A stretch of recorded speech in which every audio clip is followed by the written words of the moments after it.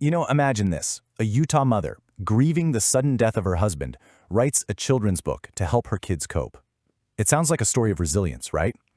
But this story of loss is absolutely not what it seems. We're about to peel back the layers of the chilling case of Kouri Richins, where this picture-perfect image of a devoted widow was just a mask for a cold-blooded killer. Okay, let's just start right here. This quote from the prosecutor, Brad Bloodworth, really just hits you. It perfectly sums up this whole case. What everyone saw as this heartbreaking family tragedy was, in the courtroom, revealed to be a story of greed, betrayal, and a lie so big it's hard to even wrap your head around. So, on one hand, you have Kouri Richins, the public figure, the author, the devoted mom, even appearing on local TV to talk about her loss. But then there's the courtroom reality. Prosecutors painted a completely different picture. We're talking aggravated murder, poisoning her husband for money, and, get this, searching online for luxury prisons. The contrast is just staggering. So, that's the big question, isn't it? Why? Why would a seemingly successful real estate agent, a mother, murder her husband of 9 years? Well, as it so often does, the answer starts with money. Or, in this case, a massive, catastrophic lack of it. And the first piece of this really twisted puzzle is this number right here. $4.5 million. Her house flipping business, which she made look so successful on the outside, was actually about to completely collapse. She was buried under an incredible amount of debt. And you can really see the pressure she was under when you look at the numbers. Her company was bringing in about $170,000 a month. Okay, not bad, right? But her debt payments were over $250,000 every single month. The math just wasn't working, and you can tell she was getting desperate for a way out. And in her mind, her husband's death was the answer. Kouri thought she would inherit his estate, which was worth over $4 million, and then cash in on almost $2 million more from life insurance policies she'd secretly taken out on him. But here's the kicker. Eric suspected something was up. He had already secretly changed his will and cut her out completely. And it wasn't just about the money. She was already planning a whole new life with another man. She actually sent this text message to her lover.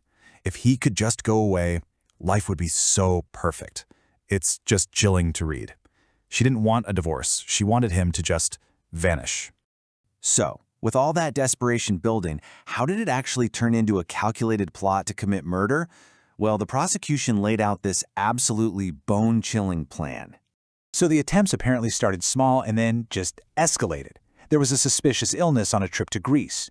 Then on Valentine's Day of all days, in 2022, she gave Eric a sandwich.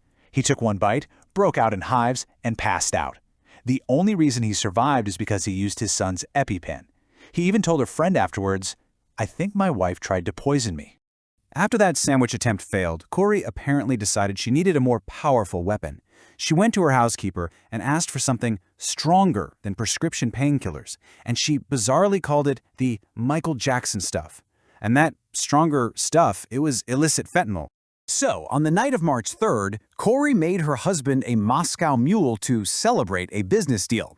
But that cocktail was laced with 5 times the lethal dose of fentanyl. The next morning, Eric was found dead. Now, in the year after Eric died, Kouri worked hard to build this facade of the grieving author. But what she didn't count on was her own digital footprint becoming the prosecution's single most powerful weapon to tear that whole act down.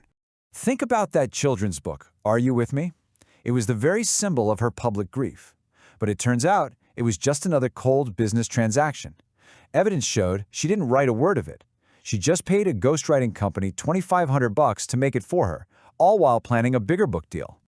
But really, the most damning evidence of all came straight from her phone. Investigators found this absolutely shocking list of internet searches. Things like, what is a lethal dose of fentanyl?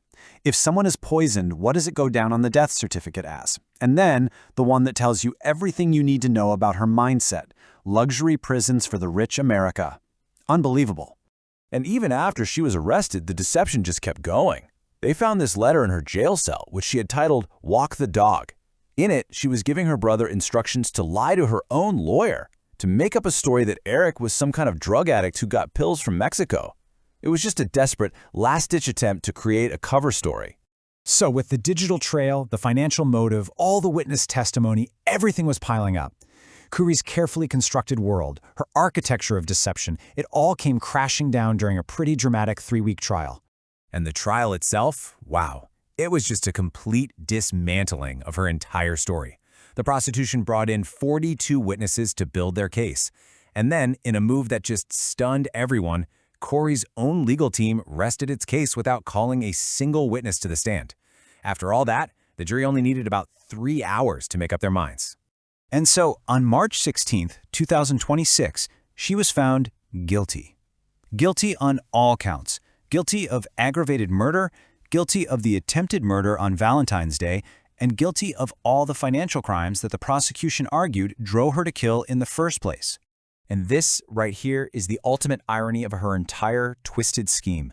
There's something in Utah called the Slayer statute, and it basically says you can't profit from your own crime.